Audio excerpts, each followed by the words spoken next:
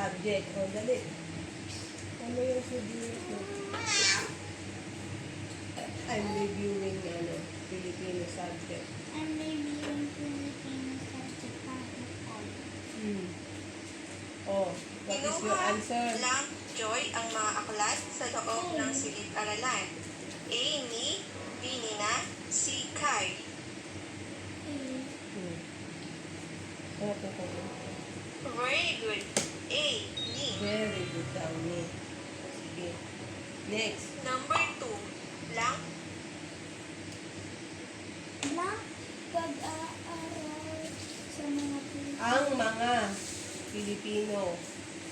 Oh, Ang mga Pilipino na ay mapagbigay. ano?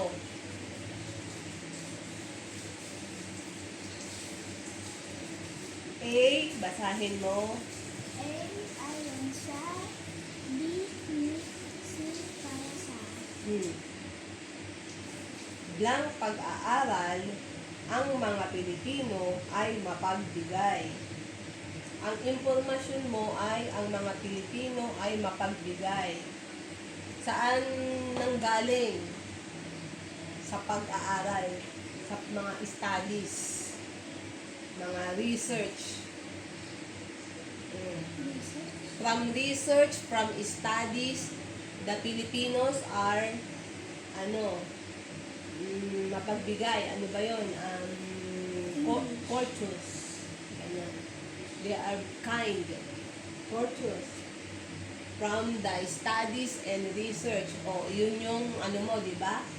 So, ayon sa ni. Ano ba yung ni? Di ba yung ni saan tumutukoy? Pangalan ng mismong tao. Ni Dior, ni Divina. Yung para sa, di ba? Yung para sa is tumutukoy sa hindi tiyak na tao. Di ba? Kunyari, para sa mga tao, para sa mga bata, ang aklat. O ano sagot dapat? A, kasi ayon sa pag-aaral, ang mga Pilipino ay mapagbigay. Saan ginagamit ang ayon sa? Di ba? Yun ang nagdudugtong kapag ang impormasyon ay galing sa tiyak na aklat, pahayagan, o pahayagan yung news, o balita, ayon sa pag-aaral. Ang pag-aaral, ang English yun, about research, science, mga ganon. I have science. O, kaya, ano sagot? pag-aaral, Iintindihin mo ang pagpili ng sagot. Saan ba ginagamit yung ni? Pangalan ng tao. Yung sumunod na salita, hindi naman pangalan ng tao. So, wrong na yun. Diba? Tapos, yung para sa mga pangalan ng tao na hindi tiyak, like, hindi na para sa mga bata, diba? Ganon. Ba't kasama yung word sa iyo? Wala naman. O, para sa iyo, para sa mga bata, para sa mga mag-aaral. Ganon ang pagpili ng sagot. bigay. O, A. Ayon sa, B. Ni, C. Para sa. Very good. A. Ayon sa. Number next. 3. Basahin mo kasi.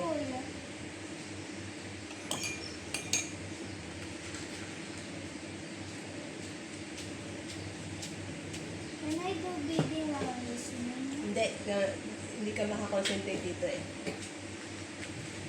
Aray, sakit ka lang.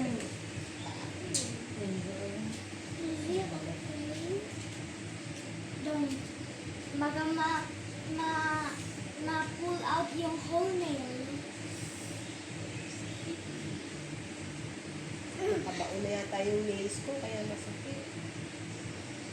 I think your nails is too old. Sagutin mo to. Basahin mo. Nakakapagsalita ka, hindi mo mabasa to. Teka. Mamaya na kasi yan eh.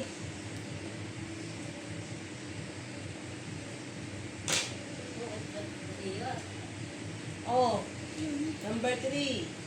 Si Mayman ay bunsong anak lang Alicia. Alicia at Rory.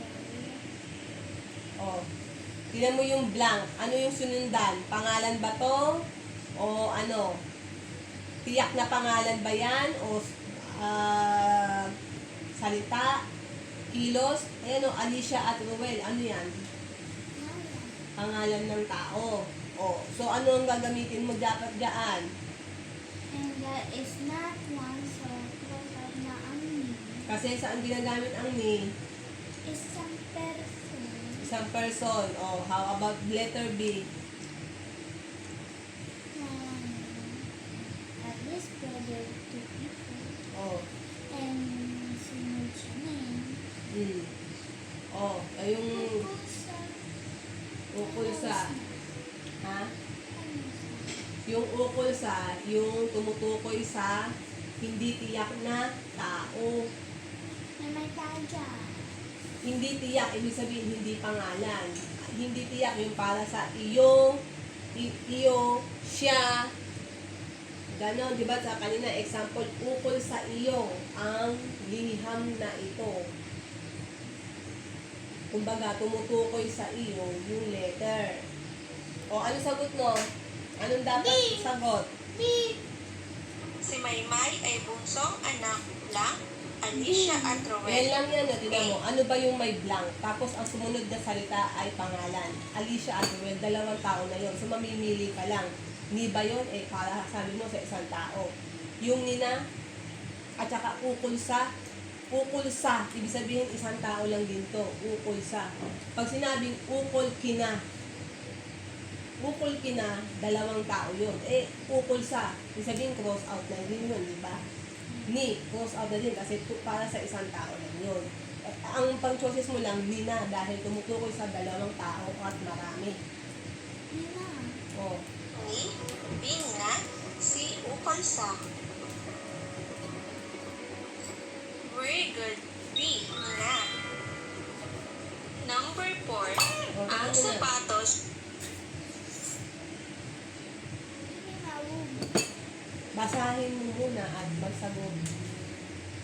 Ang sapatos na suot ko ay galing blank naman. Yung nanay, di ba? Ito yung blank mo. Tapos sumunod nanay. Yung nanay, ano ba yon? Hindi ko pangalan. Hindi totoong pangalan. So, yung ni, tama ba yon? Ang ikita ang pangalan. O, tapos sumunod, letter B. Kay, O. Ano? pwede din sa hindi ang O, pangalan. so, pwede yung choices na yon. Eh, yung para sa... Hindi. Kasi, Kasi yung para sa iyo, yung para sa sentence dapat sa'yo. Wala naman. o, so anong answer? Kay. Tsaka, ano mo lang yung sentence, o. Ang sapatos na suot ko ay galing kay nanay. O, kung gagamitin ko yung ni, ang sapatos na suot ko ay galing ni nanay. Pangit, di ba? Hindi maganda.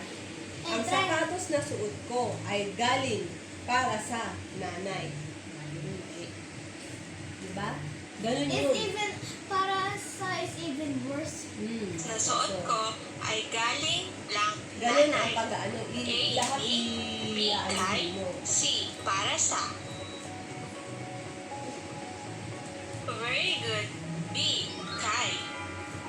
Now I understand. Number 5. 5. Sige. Lang Gawin mo mga lahat yung bata. sinabi ko na blank mga bata. Tapos lahat to ilagay mo. Kunyari, ayon sa, para sa, ukol sa pa. Ano yung tama? O sige, basahin mo muna. Mga bata, ang regalo na nasa ibabaw ng mesa. Ay, ayong sabi para sa mesa. Hmm. Ng mga bata. Isa-isahin mo. Kung ito ang gagamitin mo, nagra-rhyme ba yung salita na yun? Sige, basahin mo. Rhyme? Dapat rhyme? Oo, basahin. Katulad na sinabi ko kanina, di ba? Ginamit ko lahat ng mga choices, yung kay nanay. Ang sapatos na suot ko ay ni nanay, pangit. Ang sapatos na suot ko ay para sa nanay. O ito gamitin mo, ganun naman. Ikaw, letter A, yun ang gamitin mo kung tama ba? Sige, basahin mo. Una mo nang gamitin mo yung letter A. Okay. O, dali. Ayan sa mga bata ang regalo na nasa ibabaw ng mesa. How is it? How is it? Ano? Ano ba ang sagot mo? Una muna. Lang mga bata ang regalo na nasa ibabaw ng mesa. Ano muna sagot mo? I didn't see that. Ha? You don't see it? O di ba yung ayon sa dapat, ang ayon sa ay ginagamit sa information na galing sa tiyak na bagay o pahayagan. Ayon sa may information ba? Ang sumunod namang anong dito ay mga bata. Mga bata, di ba? Hindi tiyak na pangalan yan. Yeah. Hindi naman sa information, kaya hindi yung ayon sa. Cross out. O, para sa, di ba yung para doon sa mga hindi tiyak na pangalan ng isang tao, para sa, para kay, Madami yan eh. Mga kasi. Mga. okay lang yun. Mga bata nga yung ano mo eh, o, para sa, para kay, para kina, o, itong ukol sa, ang ukol sa, informasyon din, ng hindi tiyak na na mga pinanggalingan. O, so ano, tinan mo, kung ano ko, ayon sa mga bata, ang regalo na nasa ibabaw ng mesa. Doesn't. Walang information na nagsasabi na, And it doesn't. o, tsaka yung ukol sa mga bata, ang regalo na nasa ibabaw ng mesa. Ang ayon sa at ukol sa, lagi yun nagbabasoy sa mga information. Okay? Information, like for example, ayon sa balita, ayon sa Pangulo, kasi tiyak na tao. Yung ayon sa tiyak, laging tiyak na tao o balik or books or mga news. Ayon sa Pangulo, ayon sa leader. Pag ukol sa, hindi tiyak. O, ano sagot dapat? So it's is Sige, basahin mo kung yun ang ano mo. para sa mga bata ang regalo na nasa ibabaw ng mesa. O, tama, di ba? Kasi yung mga gift daw na nasa Where's the bata? yung gift na nasa table is for the kids. Di ba yung para sa is for? Ang regalo na nasa ibabaw ng mesa. A. Ayon sa. B. Para sa. C. Ukol sa. Very good. B. Para sa. Nakakuha ba kayo ng perfect score mga bata? Paki-comment naman ang yes sa Hindi ko baba. masyado naiintindihan, ha? O, grade 2 na yan. Dapat ano ka na dyan. Thanks for helping me. Okay? So, mama. Pang-ukol lang yan, preposition. There are ano pa, other part of speech. Ang mga tawag dyan, part of speech. O, speech, part of a speech, mga nagbumubuo sa sentence. Like for example, in a sentence, there is a noun, pronoun, verb, adjective, and proposition, mga ganon. 7 yan, adjunction, ganon. So, in a sentence, a noun is a name of person, place, Place or or naman. animal, Or things. or things. Ang pronoun ay ano man yung pronoun? Pronoun. noun is name, pangalan ng name. Yung pronoun, yung indefinite name like mother, daughter, Father, brother. mga ganun, di ba? Or Tama, like for tama. example, mga church, school, yun ang mga pronoun kasi indefinite name of things. Pag definite name, noun. Kunyari, pangalan ng school mo, ano pangalan ng SNCCC, Oh. NSN. Ang pronoun is school. Pag ganon. Yeah. Ang verb is action word. What is the noun or pronoun doing? Like for Can I example, name a verb? tumatakbo, Can I name a kumakanta. verb? O sige, what? Sumasayaw. Oh. Ano pa? Lumalakad. Oh, yun ang verb. Yun ang verb, diba? Yun. O, yung, Kasi yun ko. Go. yung adjective naman is describing the person or your noun. Adjective, describe. It is a word describing your noun or pronoun. Like, anong adjective? Adjective is parang, ano ba yung Tagalog mo? Panghalip pa yun. Adjective, like for example, beautiful.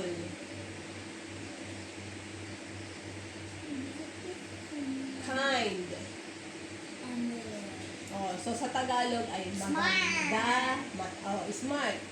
Ano ba yung nagdi-describe sa tao or person or yung sa ano mo? Maganda, mabait, magalang. Oh, nga, pretty is maganda, di ba? Mabait, magalang. Oh, ganun yun. So, yung preposition is yung pang-ukol. Mama, Is I have a example. word that connects the noun and other. Ma, what does this? Oh, ano yan? Umiinom. Yes. Verb yun, verb. Kumakain. Verb din yun, verb. Diba?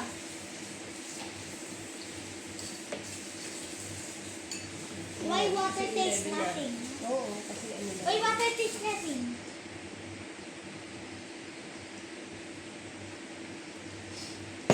What is water made out of anyway?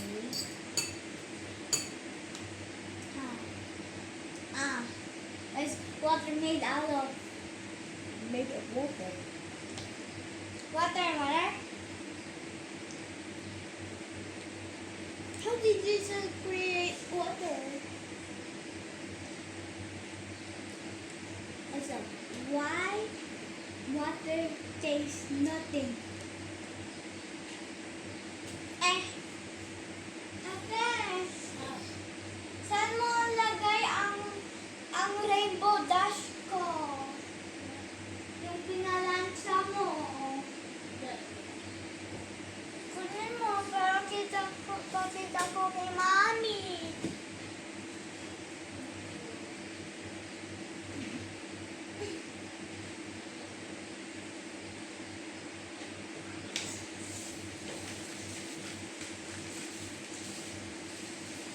Ayan siya, lalaki.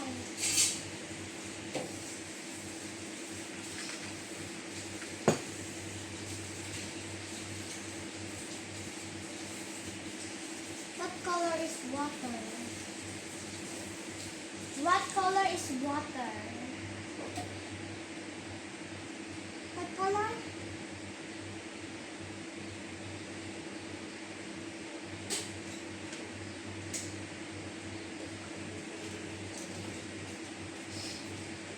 Oops, I forgot two easy questions from last night. So my question is, wait. I look good here, right? It looks good here. But not here. And Eh kasi ito naman ang front masyadong manipis mainit masyado. how did it turn out to be bad at the back? Eh kasi nga malamang ano pa to, still tuyo pa, still ano pa, basa pa, tapos ni ano to, kaya na mix. Eh, dapat, pag na-plancha to, i-ano muna, i-let it dry a little bit. Pag dry na, saka i-heat and then plancha. At saka wag masyado ayan, tinan mo, maano siya, masyado manipis. Tinan mo, ayan, may mga extra ito. Sabi, masyado mainit yung ano mo. Not unlike this, diba? That's why you With already... this one, you can still see the outline of each color, diba? Eh dito parang na-mix na siya eh. It depends. If you want your design to be like this, okay lang din to. If you want it something like this, okay lang din yun. So, which one do you want?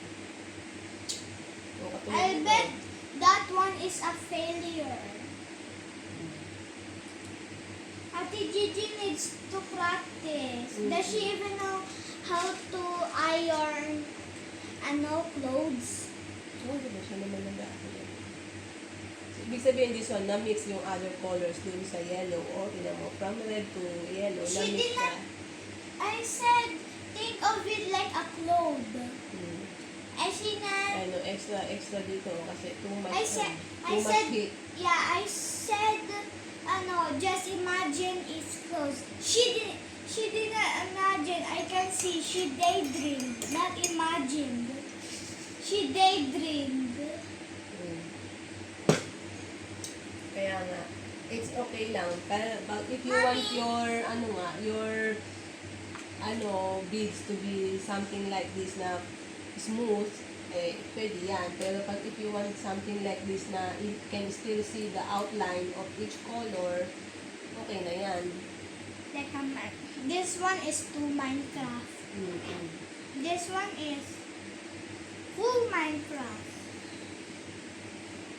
The Minecraft. Let's compare which is the thinnest. By looking this way, I can see this is the thinnest of the world. How to remove the extra? Can we remove? I think, try to use the small scissor. I already tried that and it was not a full success. Yung small scissor. Ate, where's the scissor? Sunog pa ako sa... Sabi ni dito, where is your watch? Ayun, susunog. Di ba may watch ka dati? Bunteng. Monica. Ma, I feel like this orange one on the tail is gonna, slip. I feel this guy is gonna be removed. Cause I can see gaps from it, it's like separated. Right, Mama? Now, can you help me cut it out?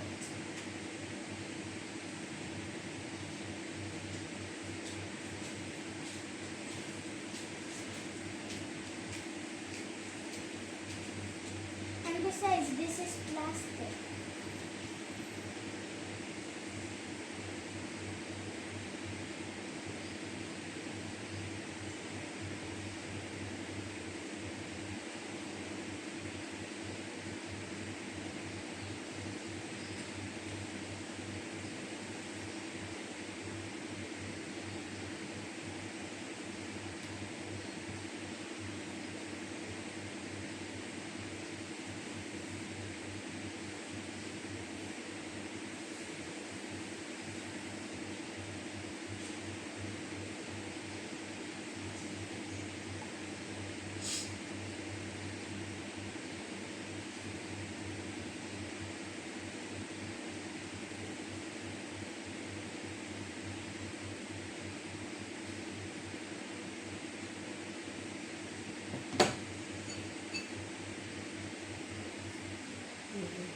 After this lang na rice ka na ha?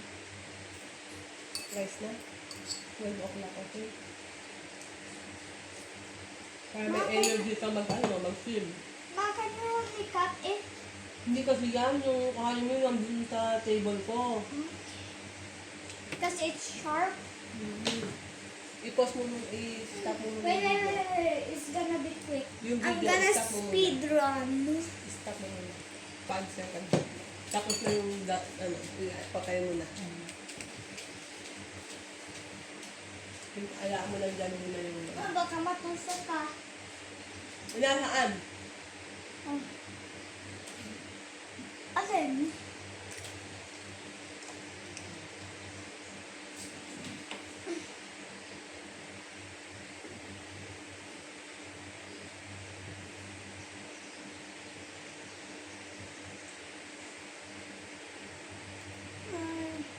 Can I cut the small ones?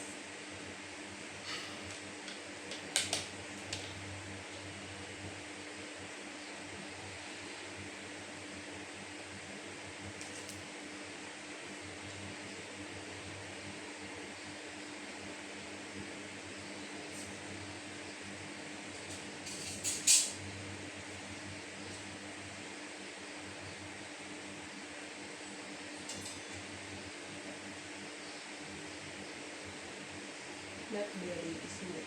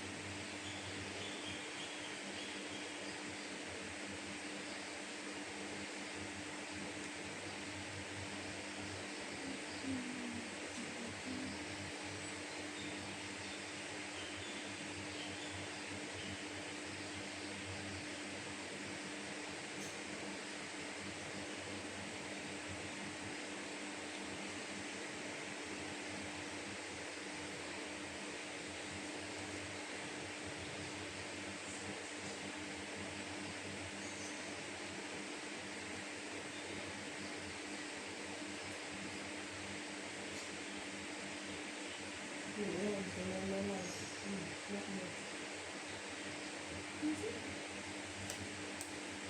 That's better. Eh, total ang, di ba, ganito naman ang front niyan. This is the Di ba? This is the front. Ayan bang front? Nasaan yung ano din mo? Iba naman.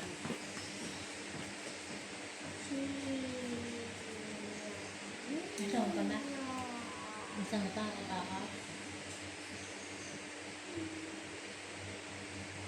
Hindi naman gusto mo. Isang ka na.